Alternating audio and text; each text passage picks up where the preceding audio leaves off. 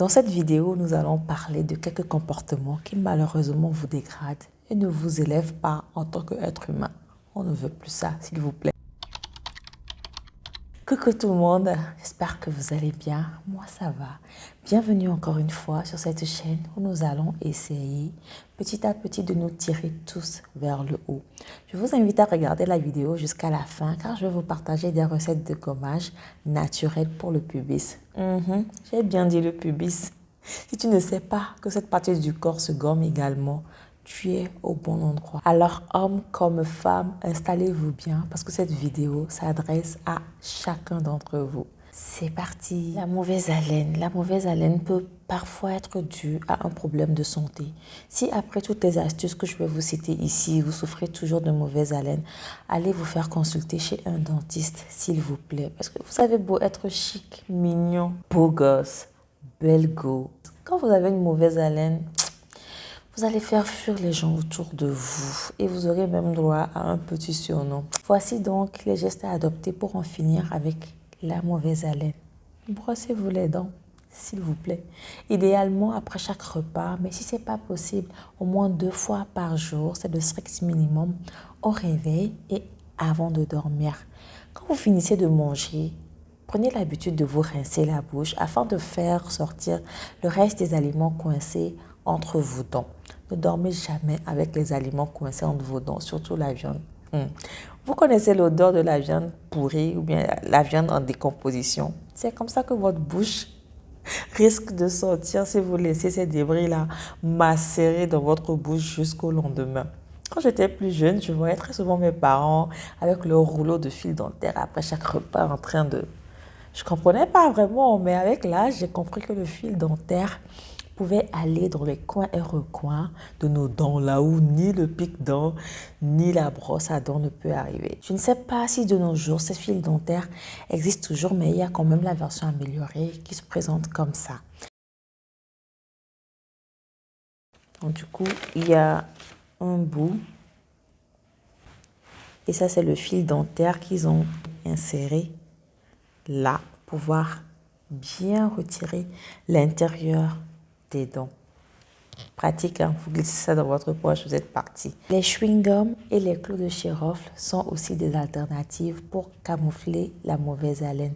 Après un repas, glissez un clou de girofle dans la bouche et gardez-le là-bas, tranquillement. Vous verrez la différence. Quand vous vous brossez les dents, n'oubliez pas votre langue, s'il vous plaît. Il faut bien laver la langue également et idéalement, allez vous faire détartrer les dents au moins 1 fois par an. Les dentistes recommandent 2 fois par an, mais guys, c'est tellement pas agréable à faire que si vous arrivez à le faire au moins 1 fois l'année, c'est déjà bien. Les mauvaises odeurs, s'il vous plaît. Faites attention à vos odeurs. Je ne vous dis pas de sentir bon H24. Nous sommes des êtres humains, nous transpirons. C'est naturel de transpirer. Mais sachez comment gérer votre transpiration pour que cela ne vous porte pas préjudice. Lavez-vous. Si vous ne pouvez pas vous laver 2 fois par jour, 1 fois par jour, ce n'est pas mal. Mais personnellement, 2 fois, c'est l'idéal. Au coucher et au réveil, utilisez un déodorant adapté à votre transpiration. Prenez le temps de tester les déodorants et déceler lequel marche pour vous. Parce que dans l'affaire d'odeur, là, il y a des grades. Nous n'avons pas tous le même grade. Allez chercher la solution adaptée à votre problème, s'il vous plaît. Ce n'est pas bon de sentir mauvais, surtout hors de chez vous. Évitez certains types de tissus, du genre nylon. Ça accentue l'odeur corporelle. Mettez un déodorant, parfumez-vous. Sachez différencier les eaux de toilette aux eaux de parfum et utilisez-les à bon escient. Ceux qui mettent souvent les parfums sous les aisselles là, c'est comment? Vous avez transpiré dans un habit, ne le reportez que si vous l'avez lavé, s'il vous plaît. Mes chères dames, vous voyez ce soutien-gorge noir dont on a du mal à se défaire. Pardon, changez-le dès que vous rentrez à la maison le soir. Ce n'est pas aussi évident, hein, je sais, que changer les petites culottes. Mais si vous ne voulez pas emmagasiner les odeurs, ce petit soutien-gorge noir-là, mettez-le au sale dès que vous rentrez à la maison. Privilégiez les dessous en coton, même si ce n'est pas les types de dessous les plus sexy, privilégiez votre santé. N'hésitez pas à vous faire un gommage du pubis avant de faire votre épilation. Ça va beaucoup vous aider non seulement avec les mauvaises odeurs, mais aussi avec les poils incarnés et les boutons après épilation. Pour ceux et celles qui ne s'épilent pas, vous pouvez quand même faire ce gommage-là pour débarrasser votre pubis de peau morte. Ça va vous aider avec les mauvaises odeurs parce que avec les poils, la transpiration reste. Ça reste, il faut débarrasser. Je vous laisse les recettes des gommages que j'utilise, enfin qui marchent pour moi à la fin de la vidéo et promettez-moi de ne pas en abuser parce que même si les gommages sont très doux, le pubis reste une zone assez sensible. C'est juste pour gommer la surface du pubis. N'allez pas gommer l'intérieur, laissez l'intérieur en paix. Pour finir, je vous invite à aller voir un gynécologue au moins une fois à l'année, chère dame, même si ce n'est pas l'endroit où on a le plus envie d'aller, c'est pas l'endroit où on peut aller la tête haute, faire notre show, arriver là-bas, il faut quand même y aller. Pour les hommes, ça sera chez l'andrologue. Arrêtez de faire porter toutes les responsabilités aux femmes. Vous aussi, allez vous faire checker un peu. Messieurs, mesdames, prenez le temps de repasser vos habits avant de sortir de chez vous. Pourquoi vous vous présentez en public avec des habits froissés, à un événement avec des habits froissés, au travail avec des habits froissés? Ces comportements-là n'attirent pas le respect envers vous. Quand on vous voit avec des habits froissés, on se dit tout simplement que vous êtes négligé. Même si vos habits valent des millions, si vous ne les repassez pas, ça ne vaut rien du tout. Si vous êtes souvent à la bourre le matin, comme moi, ceux qui me connaissent savent que je mène un combat acharné contre le retard. Je suis très souvent en retard. Prenez le temps de préparer votre tenue la veille et de pouvoir constater si la tenue est repassée ou pas. Si la tenue n'est pas repassée, la veille, vous avez le temps de repasser la tenue si elle est froissée et vous évitez les problèmes de coupure de courant. Ceux qui sont en Afrique savent, des fois vous vous apprêtez comme ça pour sortir, il n'y a plus d'électricité, vous faites comment? Mais si vous planifiez à la veille déjà, même si il y a coupure d'électricité la veille, le lendemain matin, je crois quand même qu'il y aura électricité pour que vous puissiez repasser votre habit. Non, arrêtez de vous présenter de manière débraillée à l'extérieur de chez vous. Ça ne veut pas dire que chez vous soyez négligé, mais encore chez vous, si vous êtes négligé, ça va, ça peut encore passer. À l'extérieur, s'il vous plaît, donnez-vous un genre. Voilà, si vous voulez qu'on vous respecte, ne vous présentez pas en public, au travail, à des événements, avec des habits froids. Là, on va parler d'un sujet mais quoique même pour les hommes aussi. Les hommes, vous faites souvent de la manucure ou pas? Moi, je connais quand même quelques hommes qui prennent soin de leurs ongles, leurs pieds. Ne laissez pas trop long pour les ongles, c'est vilain, s'il vous plaît. Les hommes qui font ça, les hommes qui laissent un ongle long comme ça, là. Souvent, c'est cet ongle-là. Pourquoi vous faites ça? Mais c'est souvent les professeurs, genre mes professeurs au primaire, là. C'est souvent eux qui le faisaient. Mais pourquoi est-ce qu'ils faisaient ça? Je ne comprends pas. C'est quoi en fait? C'est pour montrer quoi? Un ongle long comme ça là. Can you please explain? On va revenir aux femmes. S'il vous plaît les femmes, prenez soin de votre manucure. Je ne dis pas ayez des faux ongles tout le temps. Je ne dis pas mettez du vernis tout le temps. Mais veillez à ce que votre manucure soit propre. Si vous voulez mettre du vernis, mettez du vernis. Mais dès que ça commence par s'écailler, s'il vous plaît, enlevez. On ne veut pas voir les vernis écaillés. Il y a du vernis ici, il n'y en a pas là. Non, non, non, s'il vous plaît. Ça fait très, très, très négligé. Pour les femmes qui mettent des faux ongles ou les femmes qui mettent du gel, dès qu'un ongle saute, allez soit vous faire reprendre la pose ou enlever tout simplement. Parce que c'est pas joli de voir un ongle qui a sauté là et les autres qui sont là. En fait, dès que vous pouvez, allez fixer ça.